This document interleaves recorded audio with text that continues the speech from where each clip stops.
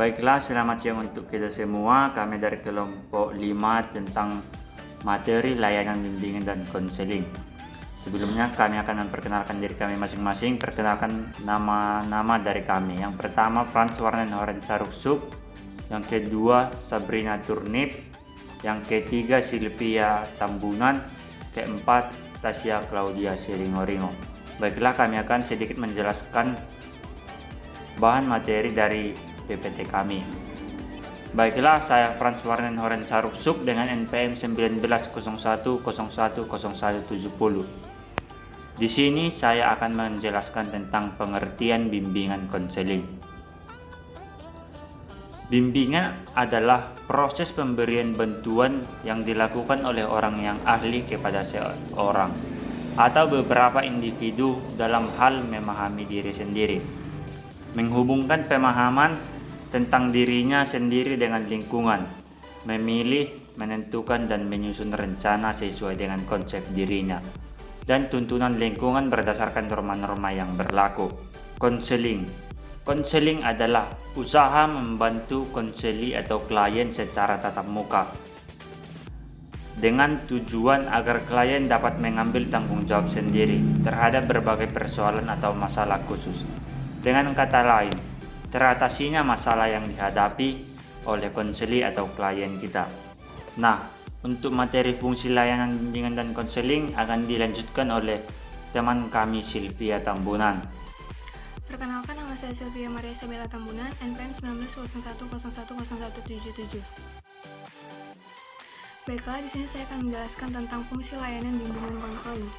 Yang pertama adalah fungsi pemahaman, yaitu fungsi bimbingan yang membantu peserta didik agar memiliki pemahaman terhadap potensi dirinya dan lingkungannya, atau pendidikan, pekerjaan, dan norma agama. Kemudian yang kedua adalah fasilitasi, memberikan kemudahan kepada konseli dalam mencapai pertumbuhan dan perkembangan yang optimal, serasi, selaras, dan seimbang seluruh aspek dalam diri konseli. Kemudian yang ketiga adalah fungsi penyesuaian, yaitu fungsi bimbingan dalam membantu peserta didik agar dapat menyesuaikan diri dengan diri dan lingkungannya secara dinamis dan konstruktif. Kemudian yang keempat adalah fungsi adaptasi, yaitu fungsi membantu para pelaksana pendidikan, kepala sekolah atau madrasah dan staf, konselor, dan guru untuk menyesuaikan program pendidikan terhadap latar belakang pendidikan, minat, kemampuan, dan kebutuhan peserta didik. Lalu yang kelima adalah fungsi pencegahan atau preventif, yaitu fungsi yang berkaitan dengan upaya konselor untuk senantiasa mengantisipasi berbagai masalah yang mungkin terjadi dan berupaya untuk mencegahnya, supaya tidak dialami oleh peserta didik. Lalu yang keenam adalah fungsi perbaikan, yaitu fungsi bimbingan dan konseling untuk membantu konseli sehingga dapat memperbaiki kekeliruan dalam berpikir, berperasaan, dan bertindak atau berkehendak.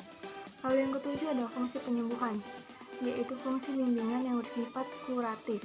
Lalu yang kedelapan adalah fungsi pemeliharaan, yaitu fungsi bimbingan dan konseling untuk membantu konseli supaya dapat menjaga diri dan mempertahankan situasi kondusif yang telah tercipta dalam dirinya. Lalu yang kesembilan atau yang terakhir adalah fungsi pengembangan, yaitu fungsi bimbingan yang bersifatnya lebih proaktif dari fungsi-fungsi lainnya.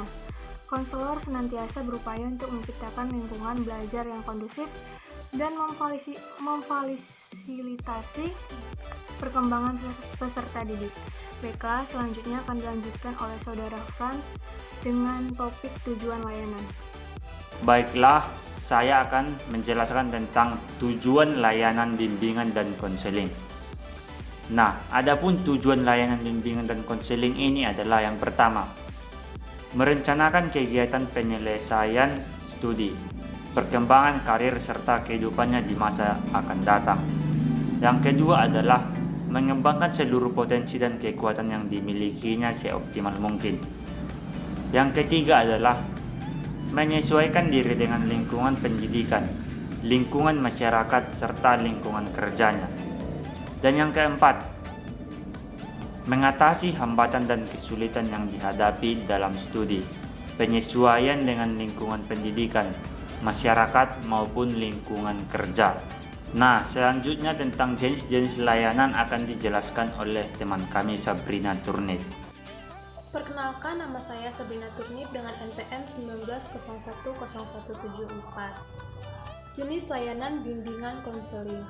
Layanan orientasi, yaitu layanan bimbingan dan konseling yang membantu peserta didik memahami lingkungan baru seperti lingkungan satuan pendidikan bagi siswa baru dan objek-objek yang perlu dipelajari untuk menyesuaikan diri serta mempermudah dan memperlancar peran di lingkungan baru yang efektif dan berkarakter. Layanan informasi, yaitu layanan bimbingan dan konseling yang membantu peserta didik menerima dan memahami sebagai informasi diri, sosial, belajar, dan pendidikan selanjutnya secara terarah, objektif, dan bijak. Layanan penempatan dan penyaluran, yaitu layanan bimbingan dan konseling yang membantu peserta didik memperoleh penempatan dan penyaluran yang tepat di dalam kelas. Kelompok belajar peminatan atau lintas minat atau pendalaman minat, program latihan, dan kegiatan ekstrakurikuler secara terarah, objektif, dan bijak. Layanan penguasaan konten, yaitu layanan bimbingan dan konseling yang membantu peserta didik menguasai konten tertentu. Layanan bimbingan kelompok, yaitu layanan bimbingan dan konseling yang membantu peserta didik dalam pengembangan pribadi, kemampuan hubungan sosial, kegiatan belajar, dan pengambilan keputusan, serta melakukan kegiatan tertentu sesuai dengan tuntutan karakter yang terpuji melalui dinamika kelompok. Layanan konseling kelompok, yaitu layanan bimbingan dan konseling yang membantu peserta didik dalam pembahasan dan pengentasan masalah yang dialami sesuai dengan tuntutan karakter cerdas yang terpuji melalui dinamika kelompok. Layanan konsultasi, yaitu layanan bimbingan dan konseling yang membantu peserta didik atau pihak lain dalam memperoleh wawasan, pemahaman, dan cara-cara dan atau perlakuan yang perlu dilaksanakan kepada pihak ketiga sesuai dengan tuntutan karakter cerdas yang terpuji. Layanan mediasi, yaitu layanan bimbingan dan konseling yang membantu peserta didik dalam menyelesaikan permasalahan dan memperbaiki hubungan dengan pihak lain sesuai dengan tuntutan karakter cerdas yang terpuji. Selanjutnya, materi akan dilanjutkan oleh Tasya Claudia Sidingoringo dengan materi peran guru dalam layanan bimbingan konseling. Sekian. Perkenalkan, nama saya Tasya Claudia, NPM 1901010181. Peran guru dalam layanan bimbingan konseling. Sebagai informator, guru diharapkan sebagai pelaksana cara mengajar, informatif, laboratorium, studi lapangan, dan sumber informasi kegiatan akademi maupun umum. Sebagai organisator, guru BK mendesain kegiatan-kegiatan untuk siswa agar siswa dapat menyesuaikan diri dengan cara mendekatkan diri siswa dengan guru BK, teman sebaya, sosial sekolah, lingkungan fisik, dan mata pelajaran. Sebagai motivator, guru harus mampu merangsang dan memberikan dorongan serta motivasi untuk menumbuhkan aktivitas dan kreativitas siswa. Peranan guru BK dalam memberikan motivasi untuk mendinamiskan potensi yang dimiliki siswa dan siswa dapat berkembang sesuai dengan harapan dan cita-cita. Sebagai direktur, guru BK mengarahkan siswa terkait manajemen diri, kebiasaan, tugas-tugas, dan perilaku yang diharapkan dan sesuai dengan tujuan yang dicita-citakan. Pemberian arahan oleh guru BK dilakukan pada saat konseling individu, konseling kelompok, dan bimbingan kelompok. Sebagai inisiator, guru mempunyai ide-ide kreatif, ide yang diaplikasikan oleh guru BK dalam proses belajar mengajar. Sebagai transmitter, guru bertindak sebagai penyabar dengan memberikan perhatian kepada siswa dalam proses bimbingan, sehingga siswa dapat mengarahkan kedekatan dengan guru BK.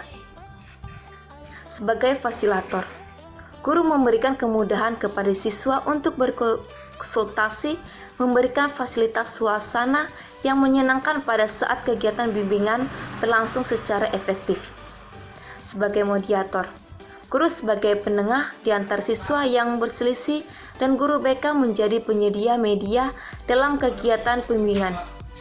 Sebagai Evaluator. Guru mempunyai otoritas untuk memberikan penilaian kepada siswa terhadap perkembangan kepribadian perilaku siswa, baik ketika proses pembelajaran dan keseharian siswa ketika berada di lingkungan sekolah, menentukan bagaimana anak didiknya berhasil atau tidak. Sekian dan terima kasih. Nah, sekianlah bahan materi yang dapat kami jelaskan pada slide PPT kami. Kurang lebihnya kami minta maaf dan mengucapkan terima kasih kepada kita semua. Selamat siang.